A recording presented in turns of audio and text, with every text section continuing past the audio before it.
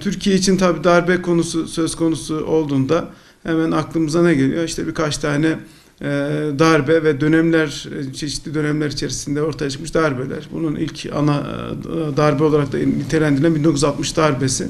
Sonra 71 muhtırası, sonra da 12 Eylül 1980 darbesi.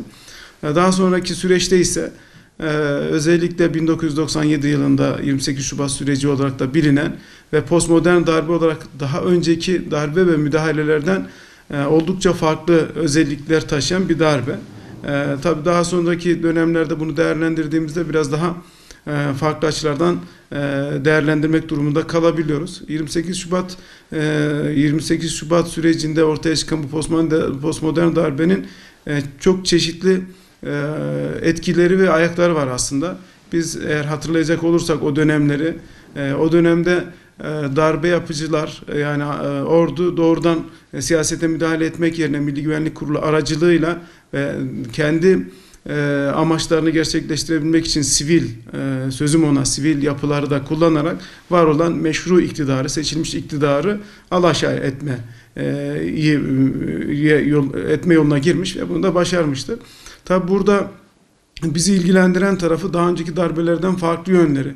Birincisi, evet, Türkiye özellikle 1980'lerden sonra çok farklı bir döneme girmiştir. Özellikle Anavatan Partisi iktidarı Özal'la beraber yani 1980 öncesi Türkiye artık yoktur. Dünyada da yeni değişimleri de beraberinde tabii gözlemlememiz lazım. Türkiye'de özellikle Anadolu insanı ekonomik alanda, sosyal alanda, siyasal alanda iktidarda yer almayı, çeşitli kazanımlar elde etmeyi başarmıştır. Ve bu başarımların sonucunda da Türkiye'de özellikle daha önceleri devletin güç ve imkanını kullanarak kendi iktidar alanını açan hem ekonomik alanda hem siyasi alanda hem bürokratik alanda bir seçkinci kesim vardı. Bu seçkinci kesim var olan iktidarını kaybetmek istemiyordu. Yani bu anlamda belki 24 Ocak kararları sonrası 1980 sonrası dönem önemli, Özal'lı yıllar. Daha sonraki dönemde de özellikle Erbakan Hoca'nın liderliğini yaptığı Milli Görüş Partileri ve Refah Partisi o dönem için düşünecek olursak çok önemli bir kazanım elde etmeye başlamış ve iktidarda özellikle yerel yönetimlerle başlayan, başarılı uygulamalarla beraber merkezi iktidara da bir yönelen süreç başlatmış ve bu süreçte tabii aslında Anadolu insanının kendisi olarak inancıyla, kültürüyle, geleneğiyle, diliyle, bütün özellikleriyle iktidarda var olma çabasıydı. Ve bu çabaya karşılık bu çabaya karşı özellikle daha önce devletin güç ve imkanını kullanarak var olan konumlarını kaybetmek istemeyenlerin bir karşı duruşuydu aslında. Yani bu anlamda sadece biz bunu ordunun yaptığı bir müdahale olarak anlamamamız lazım. İşte İstanbul sermayesini bunun içerisine dahil etmemiz lazım. O sermayenin temsilcisi olan işte biraz önce söylediğim gibi yine sözüm ona sivil yapılanmaları bir karşı duruş sergiliyorlar ve bu kapsamda da özellikle medyayı, kamuoyu algısını yönetmeyi çok fazlasıyla öne çıkartıyorlar ve medya üzerinden de o dönem merkez medya olarak da adlandırılan yapıyla da bunu başarmaya çalışıyorlar. Tabii bu süreç bize şunu göstermiştir. Evet, o kısa vadede baktığımızda başarılı olmuştur. Birçok zulümler üretmiştir. Birçok insanın temel insan hakları, yaşama hakkı da dahil olmak üzere, çünkü haksız yere hapse atılması, işlerinden atılması, işte mülkiyetine, özellikle bazı sivil toplum kuruluşlarının mülkiyetine el konulması bu tür mağduriyetleri üretmiştir. Hatta bu tür mağduriyetlerin bir kısmı daha sonraki dönemlerde giderilmiş olsa da daha giderilmeyenler de var. Bugünlerde zaten onlar da tartışılıyor. Yani bu anlamda baktığımızda toplumun bütününü etkileyen bir darbe. Yani daha önceki darbeler evet doğrudan asker yönetime el koyuyordu. Belli bir süre bu el koyması dolayısıyla yürütmeyi kendisi tek eline alıyordu.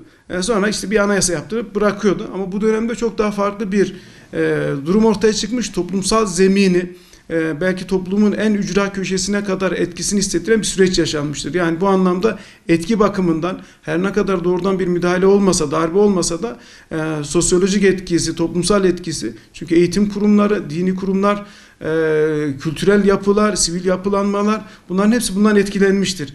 Kadınıyla, erkeğiyle, çocuğuyla bu anlamda çok daha komplike bir süreçten bahsediyoruz. Onun için 28 Şubat sürecinin çok farklı boyutlarla ele alınması söz konusu, alınmakta. Bundan sonra da alınacak. Bu önemli bir şey. Yani çünkü Türkiye'nin daha sonraki seyrinde de zaten kendisini hissettirmiştir.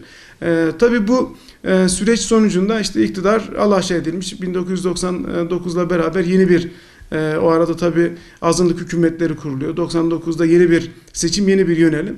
Bu anlamda Türkiye toplumunun çok önemli bir yapısı var. Onun da özelliği var. Onu da belirtelim. Yani her ne kadar pasif görünse de ama ısrarcı. Yani evet, şiddete yönelmiyor.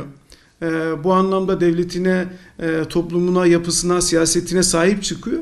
Ama bunu demokratik yollarla gösteriyor. Yani bunu da yine 28 Şubat sonrası süreçte de görüyoruz. Özellikle 2002 sonrasındaki AK Parti iktidarı da aslında onun bir yansıması. Onu da belirtmemiz gerekiyor. Tabii bu söylediğimiz komplike bir darbenin etkilerini öyle kısa vadede çözebilmek mümkün değil. Bir defa zaten bu etkileri tamamen ortada kaldırabilmek mümkün değil. Yani siz bir insanı haksız yere gözaltına aldıysanız, hapsettiyseniz, mahkum ettiyseniz, işinden ettiyseniz, daha sonra ona iade itibar verseniz dahi o gün çektiklerini yeniden yerine getiremezsiniz. Yani bu anlamda böyle bir şey mümkün değil. Ama o kadar çok farklı etkisi olmuş ki mesela eğitim sistemimizde eğitim sistemi genleriyle oynanmış. Neden? İşte İmam Hatipleri o dönem kapatabilmek için, orta öğrenim seviyesindeki kısmını kapatabilmek için bu defa meslek liselerinin de içerisine dahil etmişler. İşte katsayı uygulaması yapılmış. Ve bu sonraki dönemlerde üretim için çok önemli olan ara iş gücünü de etkilemiş. Yani sadece bir yerine baktığınızda sadece İmam Hatip meselesi olarak bunu değerlendirdiniz. Evet, önemli bir mevzu. Ama diğer taraftan bakıyorsunuz, ülkenin üretim kapasitesini düşüren, işte insan kaynağını heba eden bir süreci de aşmış oluyor. Onun dışında işte başörtüsü dolayısıyla özellikle Türkiye'de en önemli sorunlardan birisi olarak yıllarca tartışılan kız çocukların okullaşma oranının yükseltilmesi, kadınların işte eğitim hayatına daha fazla katılmasını teşvik etme, bir de onu engelliyorsunuz. Tabii daha da önemlisi insanların iradesine ipotek koyuyorsunuz. Kendisi olarak inancıyla, kültürüyle, diliyle sosyal hayatta, siyasal, ekonomik hayatta var olmasının önüne set çekiyorsunuz. Yani insanoğlunu biz değerlendirirken önemli özelliği de irade sahibi olması. Yani bir konuda kendisinin seçmesi, özgür bırakılması, tercih etmesi. Siz bazı konularda tercih edemezsiniz. Siz şu kabın içerisine sığmak zorundasınız. Böyle bir baskı uygulanmış ve bu da toplum nezdinde hemen her şeyle, yani düşüncesiyle, kültürüyle çok önemli sorunları da beraberinde getirmiştir. Tabii bu anlamda bunu anlatacak olanlar, evet, akademisyenler, bunu dillendirecek olan o dönem şahitleri, ama daha da önemlisi bunu sonraki kuşaklara aktarabilmek için biz bunu yazıya, biz bunu sanata aktarmamız lazım. Belki Türkiye'de belki eksik olan şeylerden bir tanesi de bu. Bunun anlaşılabilmesi için. Yani biz istatistikler üzerinden, veriler üzerinden, kurumlar üzerinden bunu değerlendiriyoruz ama biz bilmeliyiz ki her bir hayat değerlidir. Her bir kişinin birey olarak, aile olarak çektikleri sıkıntıları ortaya çıkacak sanatsal çalışmalar. Yani sinema filmi olabilir, çizgi film olabilir, tiyatro çalışması olabilir, resmedilebilir, karikatürize edilebilir. Bunların da yapılması lazım. Çünkü daha sonraki kuşaklara aktarılması için. Yani dünyanın birçok yerinde çok daha az etkisi olan bir olay belki yüzlerce sanat eserine konu ediliyor. Ama bizde milyonlarca insanı etkileyen ve komplike bir yapı, yani sadece bir yönüyle değil. Yani ekonomisini etkiliyor, işte kültürünü, dinini etkiliyor, düşünce yapısını, eğitimini etkiliyor. Bu etki boyutunda düşündüğünüzde çok farklı çalışmalara da yol açması gerekiyor. Tabii sonuçlarına baktığımızda ne oluyor? Yani aslında biz baktığımızda yani bu sürecin 1000 yıl süreceğini iddia eden kişiler olmuş. Özellikle bu süreci öncülük edenler ve bu tür beklentiye sahip olan bir toplumsal kesim de var. Bu toplumsal kesim de özellikle devletin güç ve imkanını Anadolu insanının çoğundan sakınan, kıskanan, onlara yönelmesini, hizmet olarak dönmesini ve onların buralara doğru gelmesini istemeyen insanlar. Özellikle bunu işte seçkinci kesim, yani bürokratik yapı olarak da bunu bazen ifade ediyor, seçkinci bürokratik yapı olarak da. Ama Anadolu insanı da nihayetinde 1950 ile başlayan göç süreciyle beraber, dünyada yaşanan işte teknolojik gelişmelerle beraber artık her konuda söz sahibi olabileceğini, kendisini ifade edebileceğini, geliştireceğini göstermiştir. İşte bu kapsamda değerlendirdiğimizde bu 1000 yıllık bir süreç olmamış. Evet, öyle diyoruz. Ama ben etkilerinin hala çok fazlasıyla olduğunu parantez içerisinde yine söyleyeyim. 2002 iktidarıyla beraber, AK Parti iktidarıyla beraber evet dedik, artık 28 Şubat süreci eski etkisini kaybetti. Yeni bir sürece girdik. Ama daha sonra bakıyoruz ne oluyor? Biz yine darbe söylentileriyle, muhtırayla 2007 yılında Cumhurbaşkanlığı siz seçemezsiniz. Seçecekseniz de bizim belirlediğimiz kriterlere uygun bir Cumhurbaşkanı seçeceksiniz. Söylemi ve eylemi gerçekleştiriliyor. Düşünün ki yine AK Parti tek başına iktidar olmuş, kapatma kararıyla karşı karşıya kalıyor. Anayasa değişikliği daha önce olmamış olsaydı, parti kapatmayla ilgili düzenleme yapılmamış, AK Parti kapatılıyordu. Yani çoğunluk kapatılması lehinde, ama nitelikli çoğunluk olmadığı için kapatılamadı. Böyle bir süreç yaşandı. Biz diyorduk 28 Şubat süreci aslında 2002 ile beraber artık tarih oldu. Olmadığını görüyoruz. Daha sonra tabii bizim için çok daha önemli, ülkemiz için belki de çok önemli bir dönüm noktası olan bir de 15 Temmuz süreci var. Yani bunun da yine orayla bağlantılı olduğunu düşünüyorum. İki açıdan. Birincisi, hala o dönem için konuşuyorum. Ülkenin kendi kaynaklarıyla, kendi içerisinden çıkan bir yapı kendi ülkesine, siyasetine, kültürüne, toplumuna yabancılaşabiliyor ve darbe yapma girişimi içerisinde bulunabiliyor.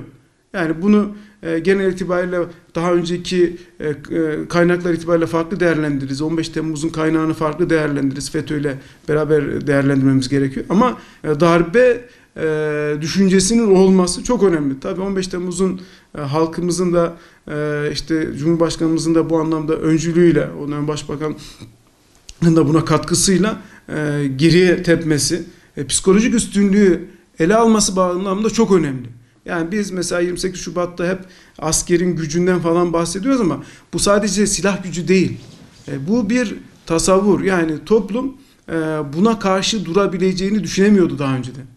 Kendi haklarını, kendi iradesini ortaya koyabileceğini aktif bir şekilde düşünemiyor. Sadece seçimlerde kendisine müsaade edildiğine gösteriyor. 15 Temmuz bu anlamda Türkiye'deki toplumun aktif olarak siyasete katılmasının bir örneği olması, öncüsü olması dolayısıyla önemli. Yani bu bağlamda belki biz 28 Şubat sürecinin etkisinin en aza indirildiği dönem neresidir diye soracak olursanız bana, ben buna 15 Temmuz derim.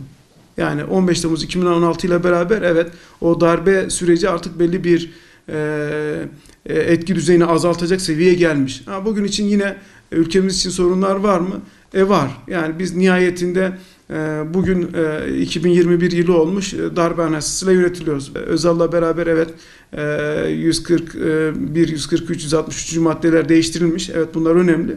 Ama daha sonraki süreçte 1999'da Avrupa Birliği'ne giriş süreciyle beraber müktesebat çalışmalarıyla önemli değişiklikler. Yani ordu siyaset ilişkisinde, ondan sonra sivil toplum yapılanmalarının öne çıkması, ifade özgürlüğü konusunda, işte gözaltına alınması, insanların işte yargılanma süreçlerinin daha objektif olması konusunda çok önemli değişiklikler oldu. Yapısal olarak Anayasa Mahkemesi'nde bunlar önemli, ama hala biz 1982 Anayasası'yla yönetiliyoruz. Yani bu anlamda bu psikolojik üstünlüğün anayasa bağlamında da değişmesi gerekiyor. Tabii bugünlerde yine yeni anayasa çalışmaları gündeme getiriliyor. Aslında Türkiye bu anlamda birçok konuda, ekonomik olarak, sosyal olarak, siyasal olarak, kültürel olarak, teknolojik olarak bu anayasanın çok daha ötesine geçmiş durumda. Yani bu anlamda daha değerleyici, toparlayıcı, daha kısa, özgürlükleri daha açıcı bir anayasaya ihtiyaç duyuyor. Evet, Türkiye bu anlamda özgürlükleri açmak için çaba sarf ediyor, ama bir taraftan da yine acaba yeni sorunlarla karşılaşabilir miyiz korkusu, endişesi var. Ama bu korkuyu ve endişeyi de artık aşmamız gerekiyor. Çünkü Türkiye toplumu daha iyi bir anayasayı hak ediyor.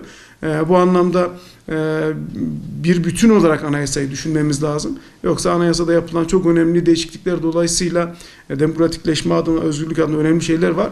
Ama hala bugün bizim bazı özgürlük konusunda, adil yargılanma konusunda, işte kişilerin temel hak ve özgürlüklerinin korunması konusunda sorunlar yaşıyoruz. Bunları aşabilmemiz için mutlaka bu anlamda anayasa çalışmalarını çok daha detaylı, çok daha kapsamlı bir şekilde yürütmemiz gerekiyor. Bu da tabii siyasi iradeyle olacak bir şey. Siyasi irade eğer bu konuda gerekli çalışmalar yapar, iradesini ortaya koyarsa ben inanıyorum ki toplumumuzda buna gerekli desteği verecektir. Vermekte durumundadır. Onu da özellikle söylemiş olalım. Tabii bugün yine 28 Şubat sürecinin son işte mağdurlarla ilgili de bir şey söylemeden bırakmayalım. Bugün mesela işini kaybedenler uzun bir süre sonra da olsa işini kazandı. İşte ordudan atılanlar kendileriyle ilgili yapılan düzenlemelere göre çeşitli yönlerle tazmin yoluna gidildi.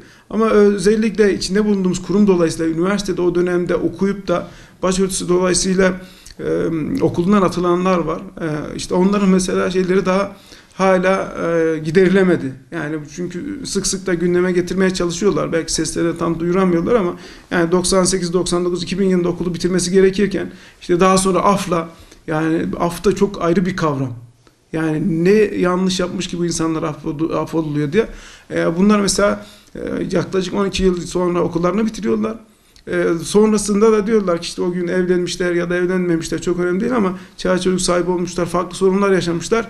Yeni mezunlarla beraber işte aynı sınavlara girin ve işte hakkınızı kazanın deniliyor. Evet, yani bu bir yol gibi görünüyor. Artık başörtüsü sorunu çözülmüştür gibi görünüyor ama bunları bu mağduriyete iten irade kimse, biz nihayetinde devletin sürekliliğinin esas olduğunu biliyoruz. Devlette süreklilik esassa devlet bu mağduriyetlerini de göz ardı etmemeli. Yani o günün şartlarında zaten bunların belgeleri var. Aldıkları notlar ki genelde çok yüksek. Onu da biliyorum, ben kendi okulumdan biliyorum. Bunların bu anlamda da mağduriyetlerinin de giderilmesi lazım. Yani 28 Şubat'la bu anlamda muhasebe yapılacaksa buradan mağdur olan herhangi bir kişinin mağduriyetinin kısmen de olsa, çünkü tamamen giderilmesi artık mümkün değil. Aradan geçmiş işte 23-24 yıl, yani o arayı kapatmamız mümkün değil ama yine de simgesel de olsa, ki bunun bir örneğini de gördük, bu çok önemli bir şey. 27 Mayıs 1960 darbesinde mağdur olan kişilerin, yani işte hak mahrumiyeti ne anlamda olursa, mülkiyetin el konulması, cezaevine atılması, işkence görmesi, onların sonraki mirasçılarına yönelik bir çalışma yapmak üzere komisyon kuruluyor. Bu çok önemli bir şey. Çünkü biz mesela ne mağduriyetler yaşıyoruz ülke olarak. Yani hiç hak etmediğimiz halde işte çeşitli ülkelerde meclisler, komisyonlar kuruyorlar.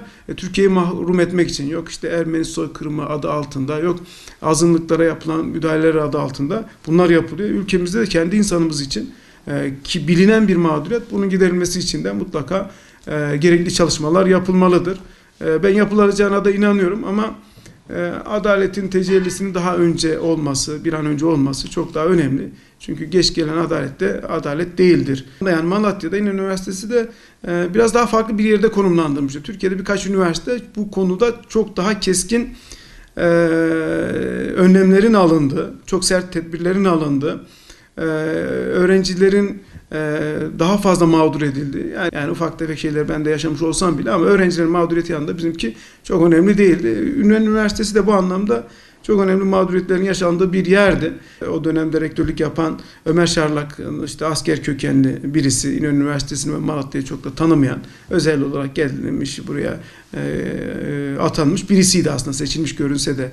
Sonrasında yine kamuoyu gündemini, Türkiye kamuoyu gündemini çok fazlasıyla meşgul eden bir rektörümüz oldu. Üniversite hocaları içerisinde de, araştırma görevlisi olanlar içerisinde de mağduriyetleri yaşayanlar oldu. Birçoğu üniversiteyi bırakıp başka kuruma ya da başka üniversiteye geçmek durumunda kaldı.